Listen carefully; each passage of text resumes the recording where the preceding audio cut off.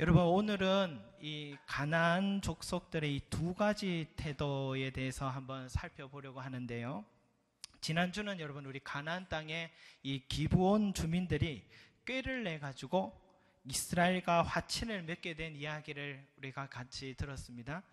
속여서 화친을 맺었고 속아서 화친을 맺었습니다. 그런데 하나님 앞에서 맺은 조약이기 때문에 어길 수가 없는 조약이 되어버렸습니다. 그래서 이스라엘 민족의 입장에서는 진멸하라고 했던 이 가나안 주민을 살려줘야 했고, 기브온 주민의 입장에서는 자신들의 생명을 보존할 수 있는 큰 은혜를 입은 겁니다. 그죠? 양측의 입장이 달라요.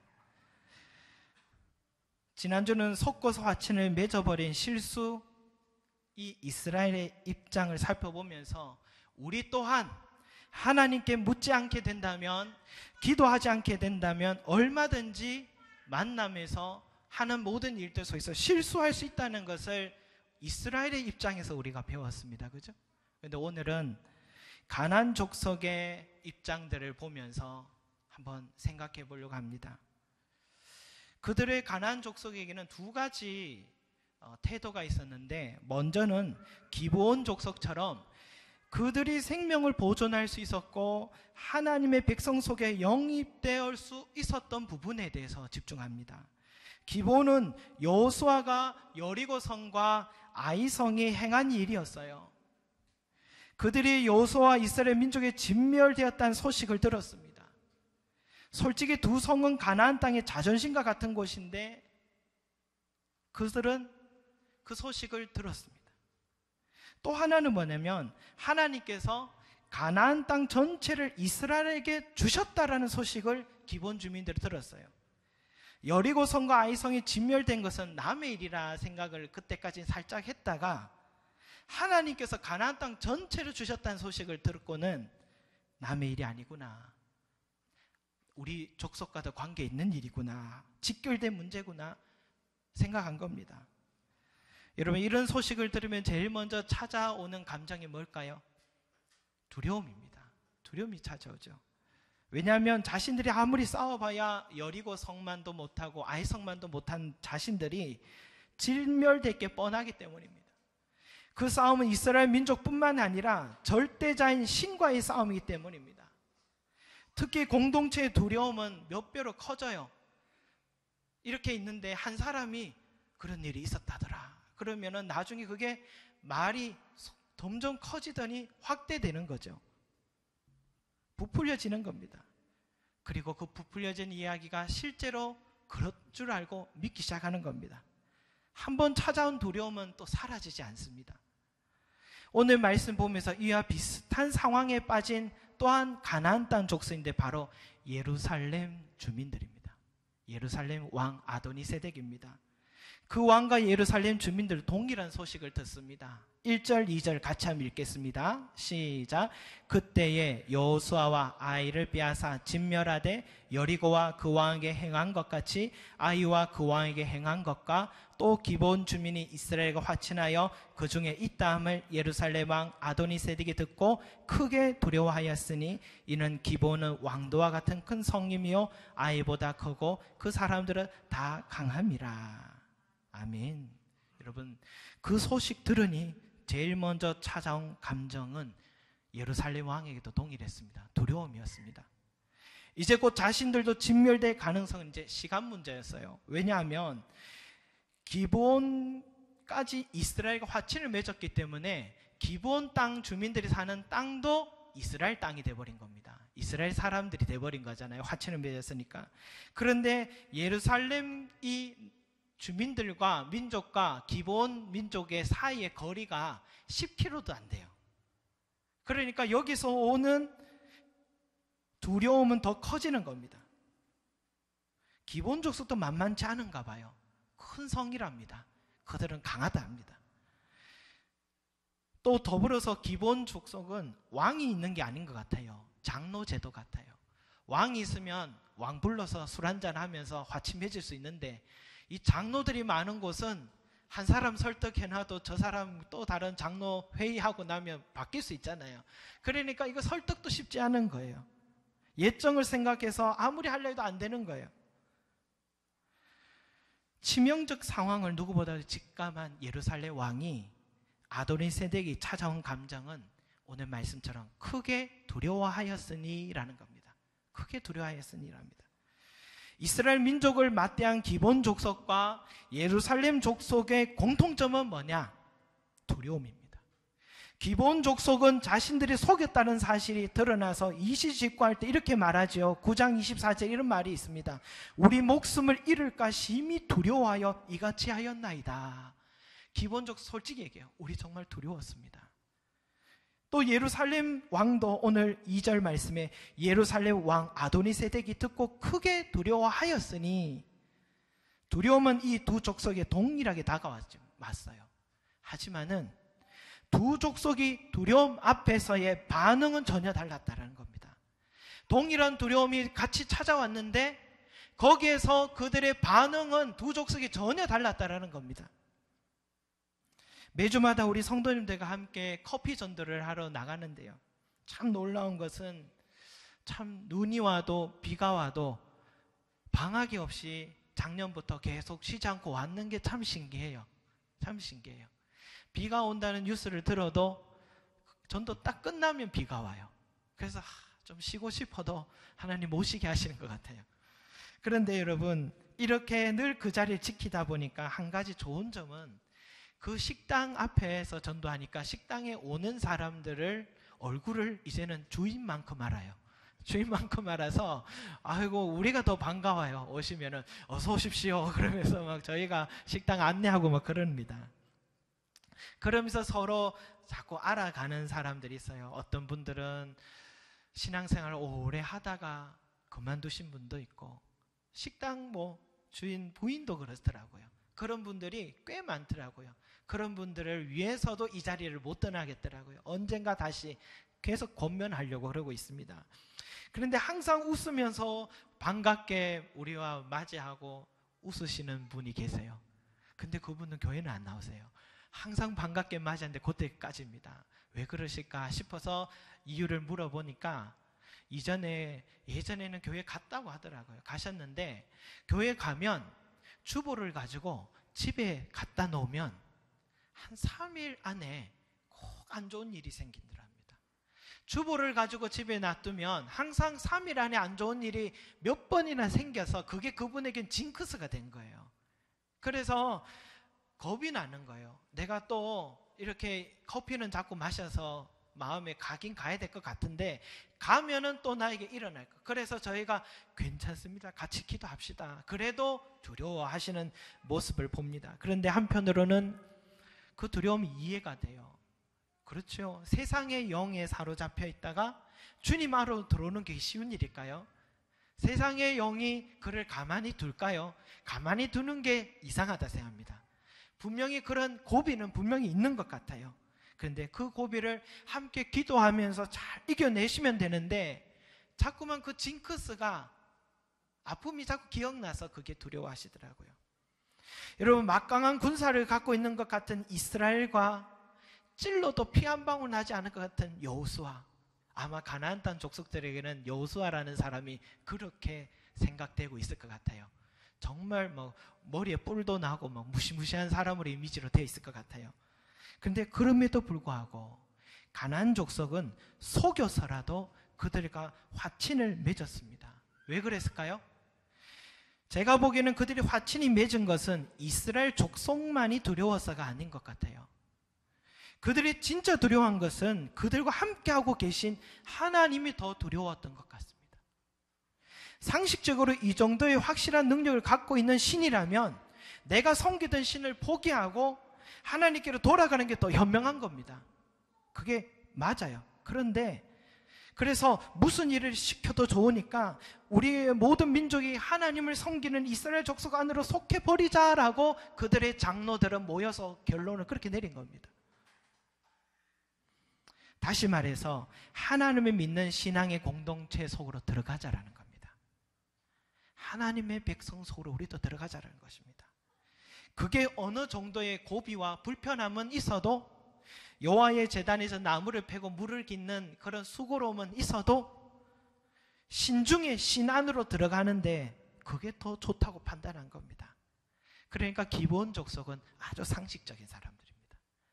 아주 똑똑한 사람들이고 기본을 지킨 사람들입니다. 그런데 여러분, 문제는 한 번도 그 얼굴을 보지 못했지만 찔러도 피 한 방울 나지 않을 것 같은 이 여호수아 장군이 여리고성과 아이성에서 어린 아이 여자까지 다 죽였다는 그 잔인한 이스라엘 민족이 과연 우리가 화친을 맺자 하면 수용해 줄까? 거짓으로 화친 맺었다고 나중에 들통나면 그때 우리의 목숨을 가만히 둘까 하는 두려움이 그들에게 있었겠죠. 그런데도 불구하고 그들은 생명을 던지는 마음으로 과감한 도전을 한 겁니다. 용기입니다, 여러분. 이거 용기입니다. 상식적으로 생각한 대로 실천할 수 있는 사람은 용기 있는 사람입니다. 대체로 많은 사람들은 상식적인 생각과 행동이 달라요. 그런데 이 기본 족속은 상식적 생각과 행동이 일치한 겁니다. 그것은 자신의 모든 지난날의 가치관을 벗어 던지겠다는 것이고, 자신들이 뭡니까? 믿었던 신을 벗어 던지고 저 이스라엘 민족들이 믿고 있는 여호와 하나님만을 믿고 그들이 따르고 있는 율법을 따라 살겠다고 결심하는 그 결심이 여기 있는 겁니다. 대단히 어려운 일이었습니다. 저는 조금이나마 이해되는 것은 여기 계신 우리 새가족분들 생각이 됩니다. 우리 새가족분들 한 분 한 분이 교회에 오기까지 얼마나 영적인 갈등이 있을까? 얼마나 갈등이 있을까? 절대로 쉬운 일이 아니라 생각해요. 아마 지금도 매주 토요일이 되면 내일 갈까? 말까? 아니 아침에 잠에서 깨어나도 갈까? 말까? 제 말이 맞습니까? 그런 생각이 들 것 같아요. 예수 믿는다는 게 쉬운 일이 아니에요. 가톨릭처럼 꼭 주일 아침에 교회 가지 않아도 되는, 가톨릭은 주중에 미사 드리면 되는 것 같아요. 제가 전에 옆에 가톨릭 교회가 있어서 보니까 주중에도 사람들이 들락날락 보니까 주중에도 미사 드리면 꼭 주일을 안 지켜도 되는 것 같아요. 괜찮죠? 그죠? 그리고 뭡니까? 제사도 지내도 되고 술도 마셔도 되고 담배 펴도 돼요. 개신교 교회 다닌다 하면 그것부터 다 불편해지는 겁니다. 목사는 괜찮다고 말은 하는데 은근히 조여오는 이 분위기라는 게 있잖아요. 그죠? 주일 예배 오지 않으면 이상한 죄책감이 내 마음에 찾아오는 거예요. 목사는 담배 끊기 힘드시면 천천히 끊어도 된다고 말은 하지만 내가 세례받고 나면 내 속에 성령께서 자꾸만 하나님이 기뻐하지 않는 것에 대해서 불편한 마음을 주시는 거예요. 주일 예배 드리지 않고 다른 것 하면 성령께서 자꾸만 나에게 불편함 주시는 거예요. 여러분, 성령이 얼마나 정확하고 세밀하신지, 우리 마음속에 미움과 시기와 질투 이게 있고 원망하는 마음이 있으면 반드시 드러나게 하시는 거예요. 교만함이 내 안에 있으면 여러분 그걸 하나님이 교정시키시는 거예요. 그게 보통 일이 아닙니다. 그러니까 이런 신앙의 삶 속에 들어온다는 게 절대로 쉬운 일이 아니라는 것입니다. 아마도 여러분 속에 계신 성령은 여러분들을 계속해서 지금도 만지고 계실 것입니다. 하나님 뜻대로 여러분 하지 않았는데 내 마음속에 자꾸 불편한 마음이 오고 있으면 제가 여러분들께 비밀 하나 알려드릴게요. 그 불편함은 성령께서 주신 불편함입니다.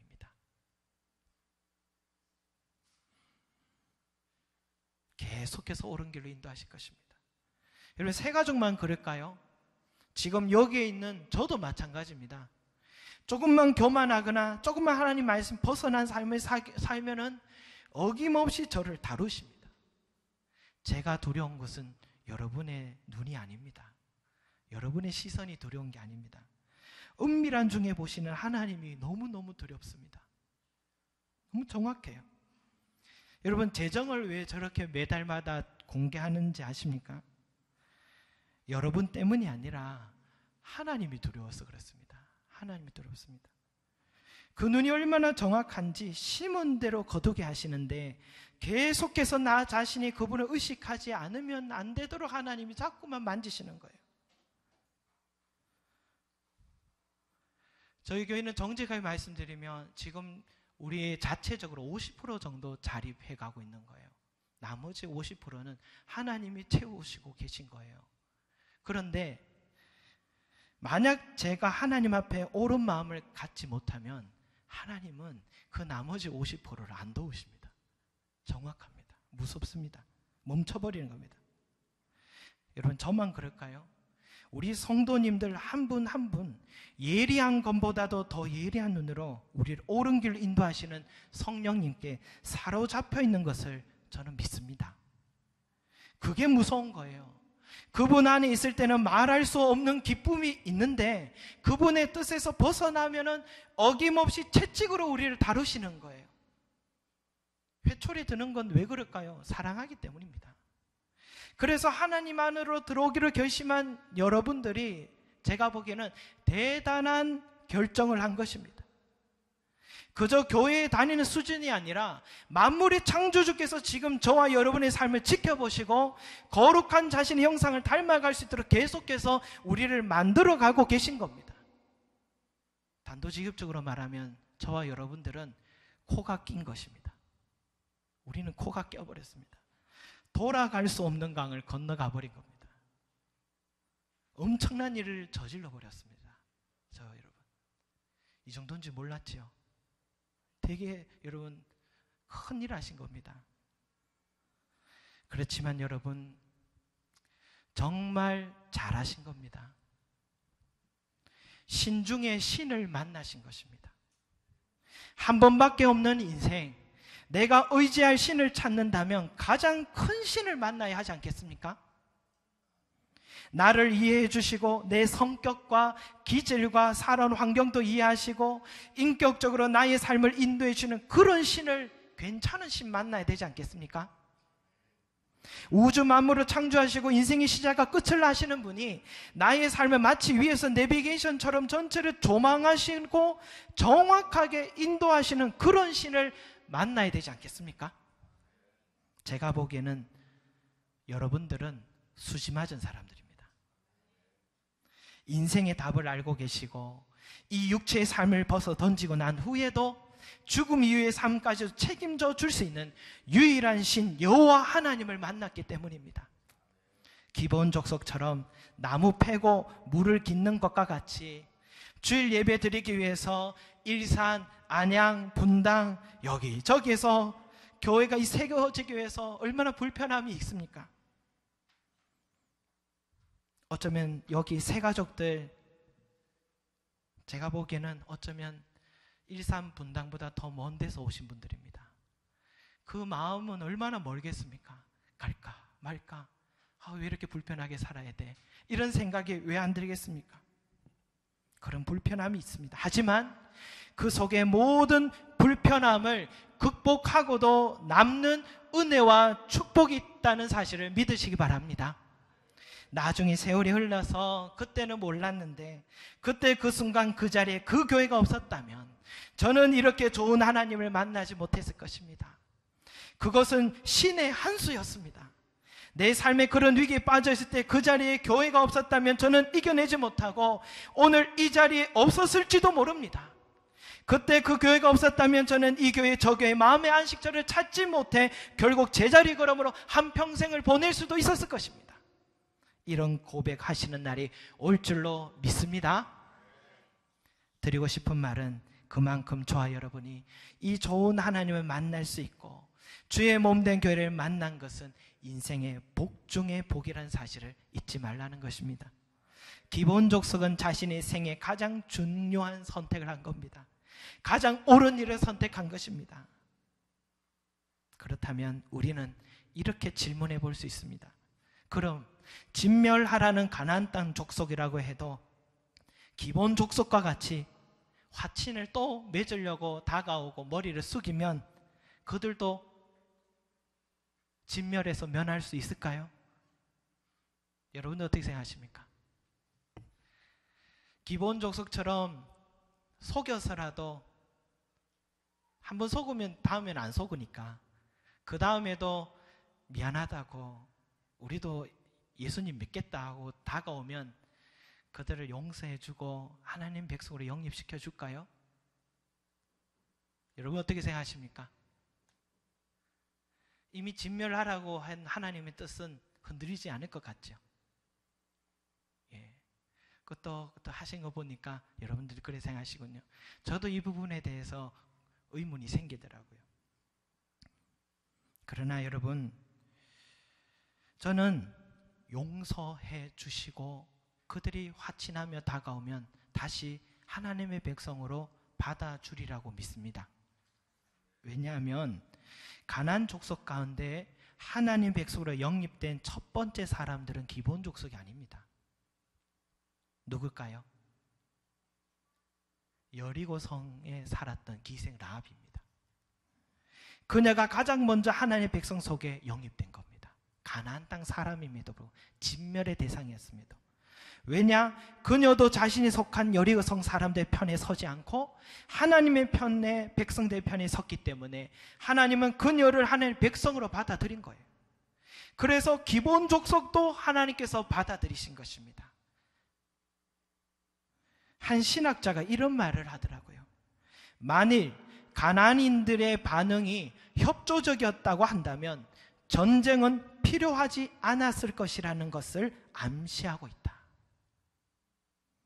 아무리 하나님께서 가나안 땅 모든 족속을 진멸하라고 하셨지만 기생 라합과 같이 기본 족속같이 협조적이었다면 그들이 하나님 백성으로 들어와 자신의 섬겼던 우상을 던지고 가정한 삶의 방식을 벗어 던지고 하나님만을 섬기고 하나님 말씀 따라 살기를 결심한다면 하나님은 그들을 불쌍히 여기시고 다시 한번 기회를, 생명의 기회를, 영생을 허락해 주신다는 것입니다. 저는 이것을 믿습니다. 그러나 기생 라합과 기본 주민과 달리 오늘 예루살렘 왕과 그 민족들 그리고 그와 함께 동맹을 맺은 4명의 왕들은 어리석은 결정을 했습니다. 분명히 그들의 기회가 있었음에도 불구하고 그들에게도 기본 족속같이 이스라엘 민족을 두려움을 찾아왔지만 그들을 지키시는 하나님의 웅장한 그 능력을 들었지만 분명한 하나님의 지식을 가졌지만 그럼에도 불구하고 하나님 백성 들어오지 않고 그들은 하나님 백성과 맞서서 싸우기로 결심한 것입니다. 다시 말해서 여전히 나는 우상을 섬길 거다. 우리 신을 섬길 거다. 여전히 나의 가치관과 세상의 가치관을 따라 살겠다. 이렇게 말한 것입니다.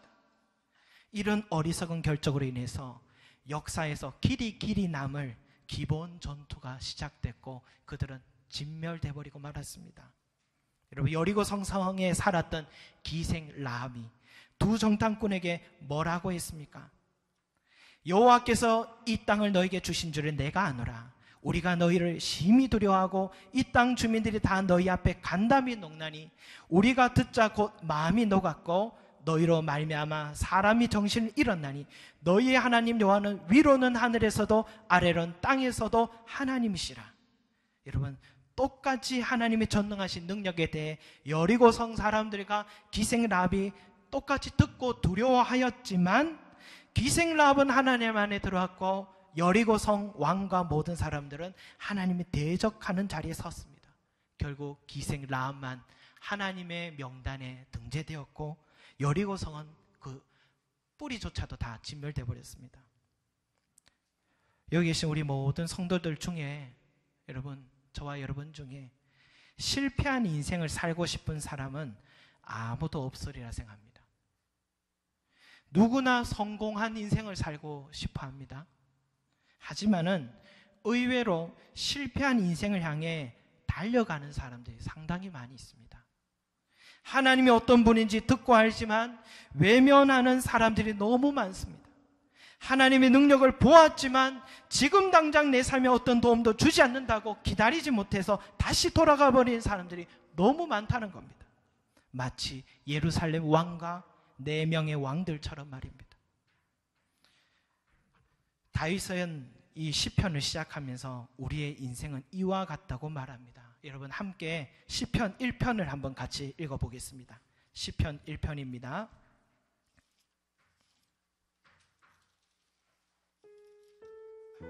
같이 시편 1편을 한번 읽어보도록 하겠습니다. 시작. 복 있는 사람은 악인들의 길을 따르지 아니하며 죄인들의 길에 서지 아니하며 오만한 자들의 자리에 앉지 아니하고 오직 여호와의 율법을 즐거워하여 그의 율법을 주야로 묵상하는도다. 그는 시냇가에 심은 나무가 철을 따라 열매를 맺으며 그 잎사귀가 마르지 아니함 같으니 그가 하는 모든 일이 다 형통하리로다. 악인들은 그렇지 아니하며 오직 바람에 나는 겨와 같도다. 그러므로 악인들은 심판을 견디지 못하며 죄인들이 의인들의 모임에 들지 못하리로다. 무릇 의인들의 길은 여호와께서 인정하시나 악인들의 길은 망하리로다. 아멘. 사랑하는 여러분, 의인의 길은 시냇가에 심은 나무와 같이 철을 따라 열매를 맺고 잎사귀가 마르지 않지만, 악인의 길은 바람에 나는 겨와 같다고, 그렇게 사라져 버린다고 성경은 말하고 있습니다. 의인과 악인의 차이는 뭘까요? 저는 오늘 말씀을 시편 1편 보면 의인과 악인의 차이는 하나님의 말씀인 이 성경의 말씀을 사모하고 사랑하고 그 말씀대로 살아가려고 힘쓰는 사람이 의인이다라고 보았습니다. 그가 하나님의 백성에 영입된 사람이라고 말합니다. 요즘 가만히 저는 목사로서 혼자서 생각합니다. 마음 같으면 탁 전화해서 물어보고 싶습니다. 그러나 그러면 상처받으실까봐 저는 혼자 생각합니다. 우리 성도님들이 매일매일 한 장이라도 성경책을 읽고 계실까? 매일매일 한 장이라도 읽고 계실까? 올해 2015년 시작하면서 첫 주에 말씀을 꼭 읽자고 같이 다짐을 하고 기도했는데 벌써 이제 몇 주 지나면 5월입니다. 이 한 해에 또 반이 지나가고 있습니다. 성경을 읽고 계실까? 저 혼자 이렇게 생각을 합니다. 마음 같으면 전하고 싶은데 그러면 상처받을까봐 못하고 있습니다. 여러분, 성경을 읽지 않고서 하나님 뜻을 알 길이 없습니다. 하나님의 뜻을 모르면 하나님 기뻐하는 삶을 살 수가 없습니다. 그러면 의인의 길보다는 악인의 길에 설 가능성이 더 많을 텐데 생각합니다. 그러다 보면 하나님 백성 속에 거하며 생명의 은혜를 누리기보다는 하나님을 대적하는 자리에 설 가능성이 더 많고 결국 그 인생이 망할 수밖에 없을 텐데, 이 맡겨진 양떼를 생각하는 목자로서 그런 생각이 문득문득 듭니다. 그러나 이런 걱정은 그저 기우이기를 바라겠습니다. 기우이기를 바라겠습니다. 사랑하는 여러분, 오늘 이 자리에 계신 저와 여러분들에게도 인생을 살다 보면 두려움은 찾아옵니다. 현실적인 두려움도 있고 마음의 상처로 인해 찾아오는 두려움도 있을 것입니다. 기생 라합과 여리고성 사람들은 똑같은 두려움을 맞았지만 라합은 하나님으로 안으로 찾아갔습니다. 기브온 족속과 예루살렘 족속에 똑같은 두려움이 찾아왔지만 기브온 족속은 하나님을 향해서 찾아갔습니다.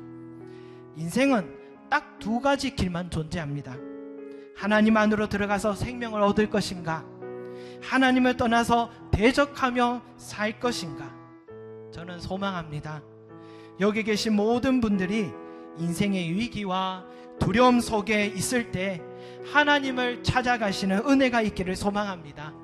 그 하나님의 날개 아래서, 그분의 보호하심 아래에서 평안을 누리시기를 소망합니다.